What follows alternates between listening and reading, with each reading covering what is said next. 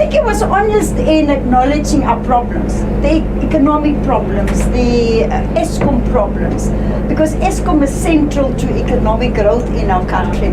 But at the same time, he also presented a very ambitious 10-year and 5-year plan.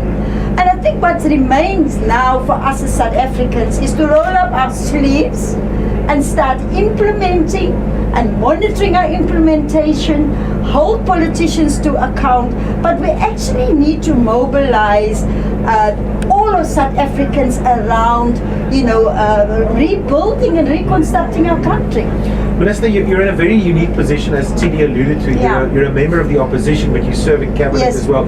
Have you gotten your mind around how you're going to manage criticizing the president or providing opposition whilst also serving in cabinet? It must be difficult, and have you started figuring out how you're going to do it? No, there's nothing difficult. Absolutely nothing difficult. As a person, I will keep to my principles and I will keep to my values. And if it doesn't matter whether it's you or the president, anybody else that I disagree with, I will say so. But the difference here is that, when you are asked by the president of the country to come and serve your country, and I'm a patriot, I love this country, I can serve my country in any capacity, I agree. And this is a new venture for me. We are building the good party as we speak, we're building structures, because there is a need for a multi-party democracy. So I don't see any problems, but I can assure the people I will never sacrifice my principles. What's the reaction been like from your constituency? Because there are areas where good is at odds with ANC policies and some of the issues that the ANC wants to have happen. What's been the reaction from your people? No, I don't think that you've studied the good policies, because the reason why we started good was to say to mobilize all the good people in South Africa who want to see our country succeed.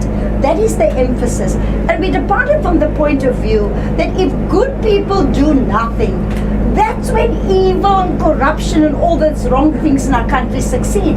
And that was the message I put out. And within 4 months, we've been able to mobilize 70,000 votes. That shows you there is a potential. There are some good people in our country. So in terms of the policies, if you listen tonight to the president's speech, and if you look at the policies of government, yes, we need to bring policy certainty. But if you look at the written policies of government, there are many of them that I can live with. Many of them that I can live with, because I come from a history of liberation struggle. Of course. And I know what our dreams were for a new South Africa. The problem is that what we were dreaming of in 1994 and the reality on the ground is just too far apart. And that's where we need to come together. Stop policies now, stop debating, stop analyzing.